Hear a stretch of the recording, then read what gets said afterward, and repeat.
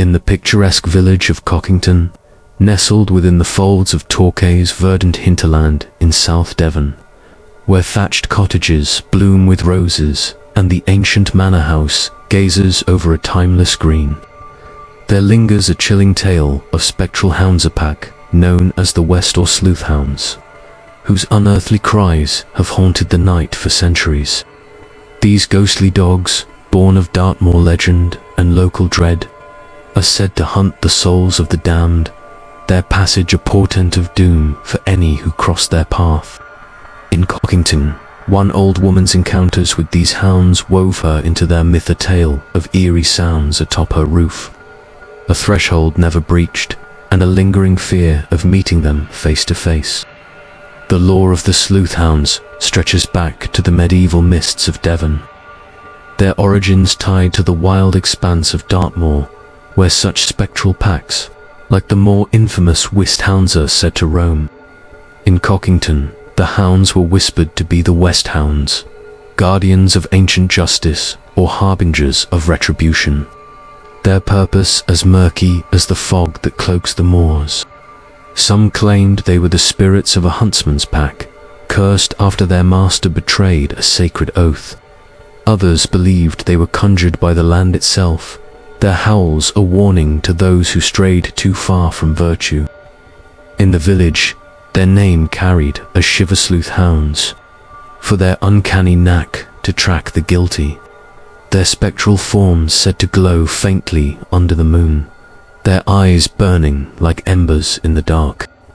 At the heart of this tale is Agnes Peat, an old widow who lived in a crooked cottage on the edge of Cockington village in the late 19th century. Agnes was a familiar figure in her day, her back bent from years of tending herb gardens, her eyes sharp as a raven's, her tales of the old ways a staple around the hearth of the Rose Cottage. Born in 1815, she'd outlived her husband and children, her life a quiet tapestry of loss and resilience, her cottage a sanctuary of dried lavender and candlelight. But in her later years, Agnes began to speak of the Sleuth Hounds not as myth, but as visitors who haunted her nights, their eerie presence a constant in the stillness of her lonely hours. Agnes claimed she first heard the Sleuth Hounds in the winter of 1875, on a night when the frost glittered like diamonds and the village lay under a blanket of silence. She was knitting by her fire, the embers casting shadows on the walls, when a sound like distant thunder rolled over the roof, a rhythmic pounding, as if a pack of dogs raced across the thatch, their claws scratching at the straw. The air grew cold, her candle flickered, and a low, mournful howl pierced the night, joined by others in a chorus that sent her heart hammering. She clutched her shawl, muttering prayers her mother taught her, but the hounds did not enter. Never once did they cross her threshold, their passage confined to the roof above. The sound faded as quickly as it came, leaving only the echo of their cries and a lingering chill in the air. Over the years, Agnes heard them many times, always at night, always atop her cottage, their howls a mournful dirge that seemed to seep into her bones.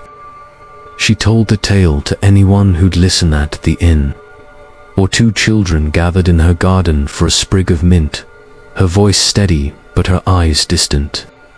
"They go over the roof, never through the door," she'd say, her gnarled hands tracing the air as if to ward them off.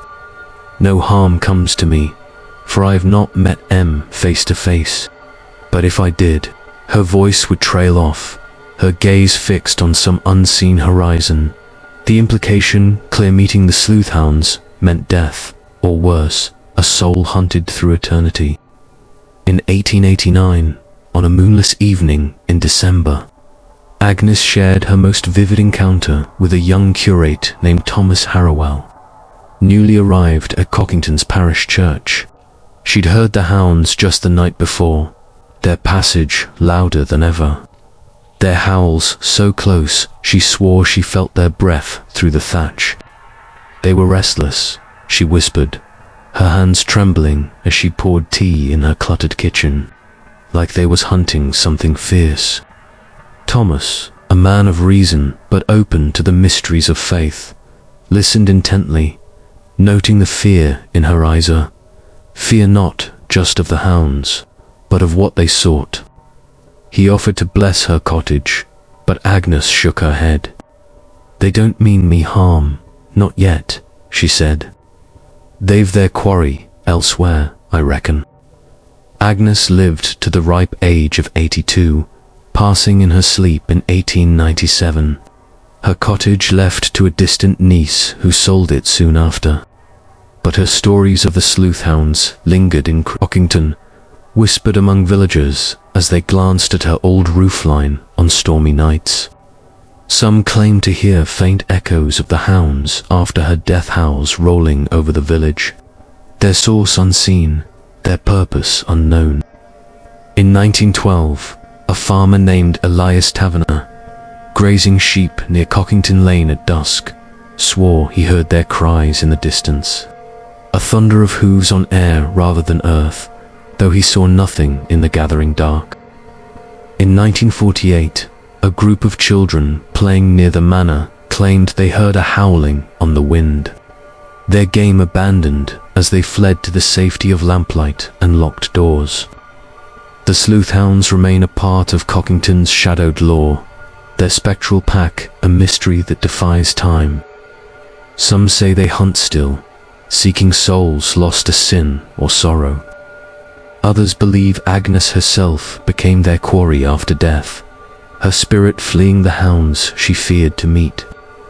Her cottage stands yet, its thatch replaced but its walls steeped in her memory.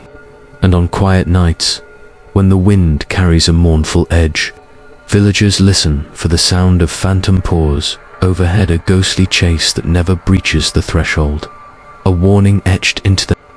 Today, Cockington thrives as a jewel of South Devon, its manor and forge drawing tourists to its timeless charm, its lanes fragrant with roses and history. But the old-timers at the Rose Cottage still speak of Agnes, Pete, and the Sleuth Hounds. Their tales a caution to outsiders who linger too long after dark. On moonless nights, when the village sleeps under a starless sky, some claim to hear a faint howl, a distant thunder rolling over the roofs, a reminder that in Cockington, the past hunts as surely as the present lives, its spectral hounds ever bound to the shadows of the west. Many thanks for treading this tale's dark path. If its chill gripped you, follow, subscribe, and comment below.